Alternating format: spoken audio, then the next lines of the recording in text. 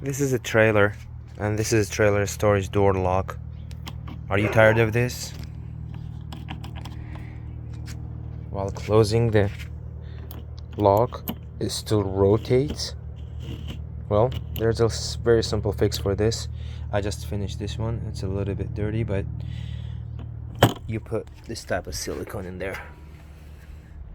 It's called Marine Fast Cure Silicone. The reason I chose Marine, it's water repellent, plus it's easy to remove, but it's strong too as well. I chose this versus the other types of glues because it's easier to remove, and the glues are harder to remove typically.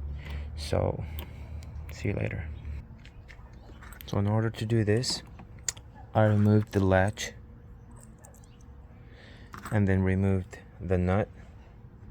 Now the lock will pop out just like this. Here's the lock. So here's where you put the silicone.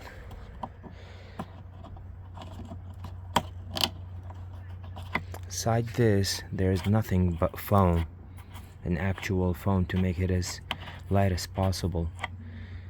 So put in there some silicone, put on this rim silicone, and place this back the same orientation it was, and then put back the lock.